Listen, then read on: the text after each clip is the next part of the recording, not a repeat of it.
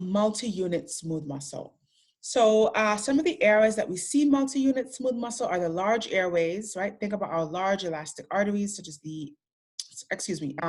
large parts of the airway. So think about the large bronchioles, our large elastic arteries, such as the aorta, and then parts of the eye. So some of the smooth muscle that's found within the eye, such as the ciliary muscle and the iris. Such as the ciliary muscle and the iris, there aren't any gap junctions present here, right? So each of these muscle fibers or muscle cells are acting as an independent unit on their own, and they're each being innervated by a different varicosity or a different part of the postganglionic neuron.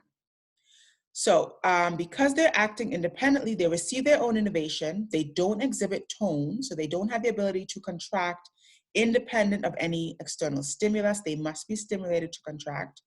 And then they do have the ability to recruit. So going back to that definition of recruitment, the ability to call on additional muscle cells. So for example, if this muscle cell is contracting, I can recruit this additional muscle cell to generate some more force. I can recruit this additional muscle cell, and so on and so forth. So because each of these cells are acting independently, we do have the ability to recruit or call on additional units to contract and to produce more muscle force. Alrighty. So here we're looking at the different types of pacemaker potential. Again, this is only seen in single unit smooth muscle.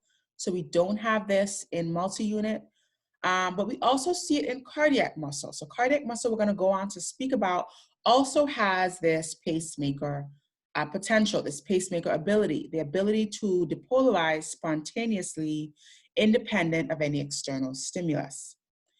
So there are two types of pacemaker abilities that we see here, are pacemaker potentials. One is called a slow wave potential. This is basically a cyclical pattern or a cyclical change in the resting membrane potential. So as you can see in the graph to the bottom here, a slow wave potential is basically, it's not depolarizing to threshold, so it's not strong enough to actually contract, but it is this cyclical change in the resting membrane potential that makes it more likely or more possible for a depolarizing event to take place. So we can consider, or we can compare a slow wave potential to a graded potential. It's not strong enough on its own, but it is meaningful enough that if we have a strong enough slow wave potential, we can create a pacemaker potential. So a pacemaker potential is the stronger or the second type of pacemaker ability. And this is where we actually depolarize to threshold. This is, again, spontaneous of any neural or hormonal input, but we do depolarize this cell to threshold, and we do have an action potential being fired independent of any stimulus. And we're going to go on to speak about how cardiac muscle has the pacemaker ability, especially in the SA nodal cells and the AV nodal cells, which are called the pacemaker cells of the heart, and how they use this ability to spontaneously depolarize to actually keep the heart beating and keep the heart rate and the heart rhythm going, independent of any external stimulus. Okay. All right, so we'll wrap up by looking at some of the features of cardiac muscle, right, as a really good segue into our topic on Monday. We're going to move on to speak about the cardiovascular system, but let's look at some of the features of cardiac muscle here. So it's like skeletal muscle in that it has sarcomere, so it does appear striated. It has troponin and tropomyosin regulation. So we do have those two regulatory proteins, troponin, which binds calcium, and tropomyosin, which covers up those binding sites, which regulates the entire muscle contraction. We do see gap junctions here. So gap junctions are present within the intercalated disc. So there's a specific spot on the smooth muscle fibers where we have communication from one fiber to the other. And that is because of the presence of these gap junctions. And these spots are called intercalated discs. We've also got pacemaker cells within the heart muscle.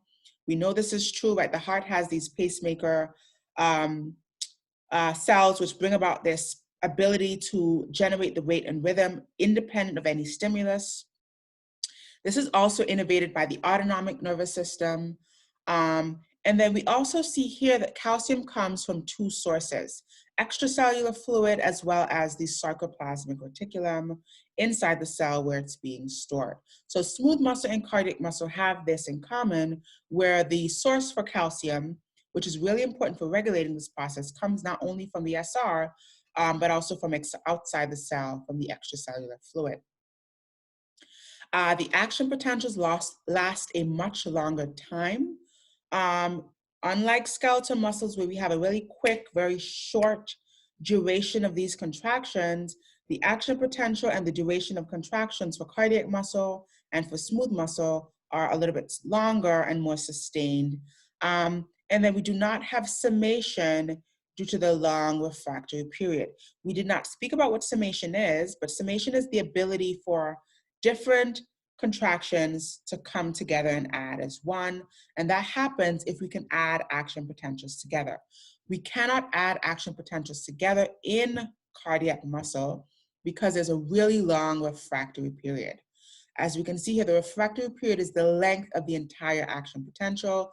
So by the time one action potential is done, an entire refractory period is done. And so we have independent action potentials that cannot be added together in cardiac muscle. Alrighty, so this last slide has a nice summary table, which is going to be really helpful for you to summarize the important differences between skeletal, between single unit smooth muscle, between multi-unit smooth muscle, and between cardiac muscle. And I remember asking you guys as a part of homework to create a Venn diagram where you listed out some of the shared features of each of these types of muscles, and then some of the unique features to each of these types of muscles. And then you would fill in areas of that Venn diagram where you have, let's say, cardiac muscle and single unit smooth muscle, for example, have the pacemaker ability. So those would be specific shared features that are only found between certain types of muscle. So that's going to be a really interesting study table, a really good study table to help you prepare, for this next exam.